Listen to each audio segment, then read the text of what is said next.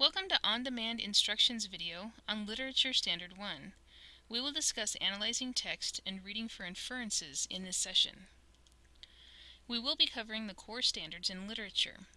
Cite strong and thorough textual evidence to support analysis of what the text says explicitly, as well as inferences drawn from the text, including determining where the text leaves matters uncertain. This session's goals are to explain what the text says explicitly, refer to details and examples in a text, and draw inferences from the text. Let's start with what you already might know about this subject by answering these questions. How can you find evidence to support what the text says? How do you draw inferences from text? How can you tell when the text is uncertain? How can you explain what the text says explicitly? Explicit means that the text is fully and clearly expressed or demonstrated. "Get out of my room, Brian," Sam said. "I don't want you here anymore." Sam is explicitly saying he doesn't want Brian in his room anymore. It is clearly understood by Sam's words what he wants.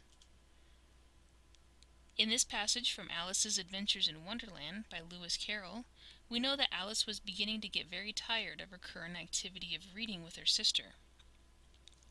She had nothing to do and expressed her thoughts of the reading material.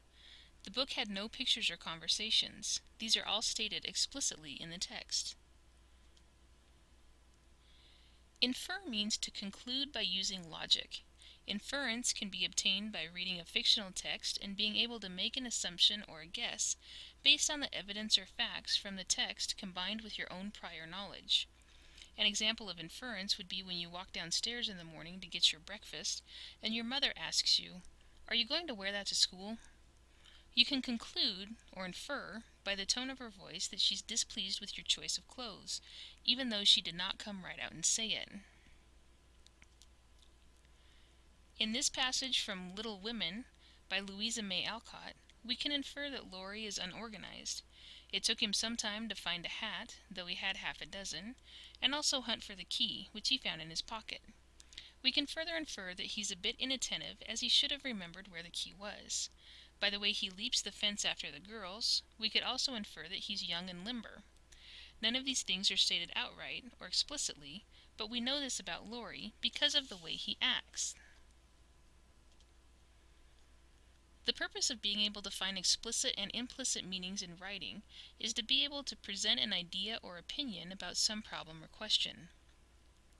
In your own expository essay or research paper, you need to be able to support your thesis with enough evidence and reasons to be convincing. You must be able to convince your audience that your theory is plausible. Therefore, you must be able to explain and prove that main idea from introduction to conclusion, from one point to the next, in a manner that allows the reader to understand clearly what you are stating, but also in a way that permits little reason to doubt the thesis. This type of presentation produces effective and persuasive writing in a very powerful way. The first step to finding textual evidence is to read closely with attention. Reading closely can reveal if the author is stating something explicitly or implicitly. You can also make notes in the margins of the text. These notes will not only help you to analyze the text as you read it, but they will also help you to locate and quickly remember certain passages. There is a long and dignified tradition in documentary work where writers and journalists set out to create records or accounts of people, events, and places that might otherwise go unnoticed or misunderstood. These are meant to raise questions that result in a call to action. An example of this is the novel 1984 by George Orwell. 1984 is a dystopian novel, meaning it is about a society that is in a repressed and controlled state, but the society is looked upon or thought of as being ideal. It's about a future world where the state and government exert complete control over social life. It is thought that Orwell wrote it as a warning of what is to come. The source of each quotation must be appropriately cited. The Modern Language Association, or MLA form, allows you to cite a work within the text of an essay. You can then place the entire bibliographic information in a list of words cited.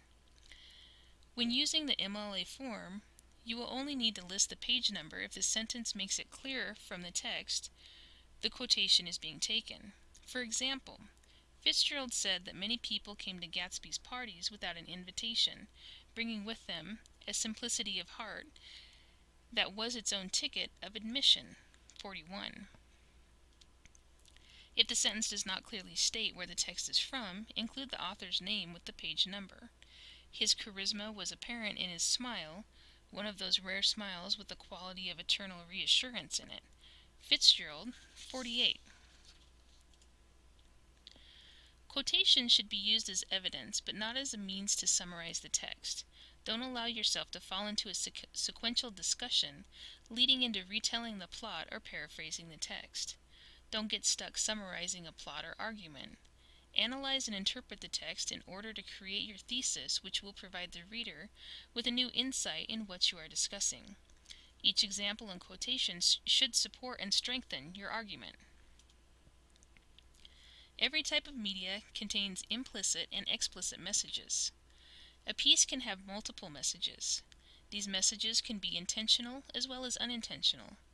Different people can find different messages in a text.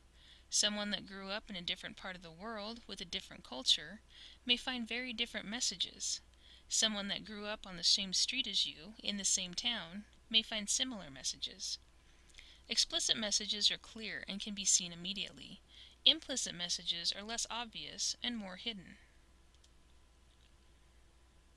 When approaching an informational or non-fiction text, it can be a common mistake to assume that everything read is truthful and factual.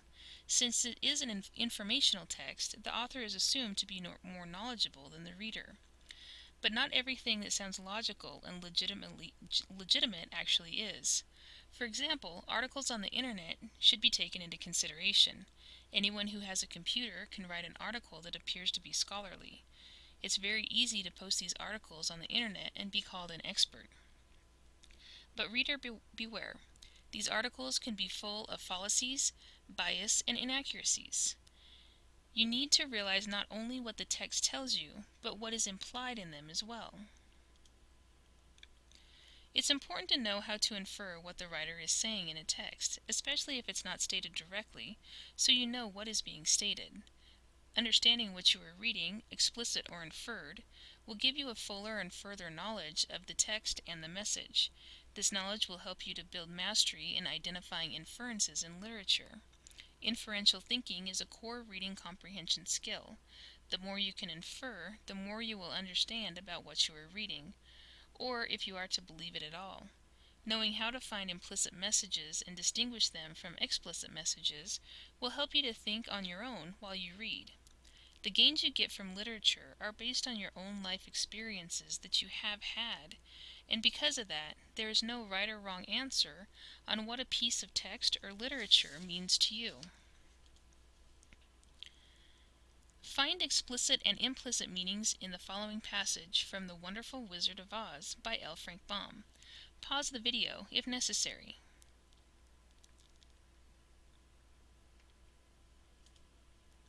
Let's do an activity to further enhance your skills. Follow the directions to find explicit and inferred meaning. Read the following passage from Around the World in 80 Days by Jules Verne. What can you infer? What is being said explicitly? Pause the video if necessary.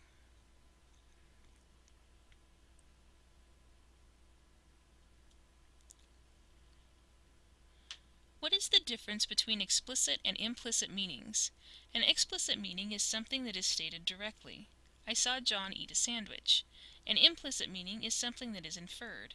He made a face while he ate the sandwich. It must not have been very good. Why would an author use implicit writing? An author may infer in his writing if he doesn't want to come out and say something in the open. A writer may want to be mysterious or clever. It is a way to draw a reader into the text. Why would an author use explicit writing? An author might want to come right out and say something without hinting around about it, such as in technical or educational writing, or if they just want to be direct. How can I use what I learned here? Every text has implicit and explicit meanings. The writer may or may not intend certain messages, but they are there. The meanings are different for each type of individual, depending on culture, age, lifestyle, interests, and beliefs. This should be kept in mind when creating or watching media. The reader has the power to decide if they disagree or agree with the message. As a student, you're expected to know the difference between explicit and implicit writing. You should also recognize how to infer what the author is saying, even if it's not directly stated, or if the author leaves matters uncertain. We've come to the end of our session. We've discussed explicit writing, implicit writing, how to infer what the author is talking about, and how this knowledge can be useful. To learn more, go to these websites for additional information. Return to www.ondemandinstruction.com for more instructional videos, podcasts, and materials. We update the site weekly.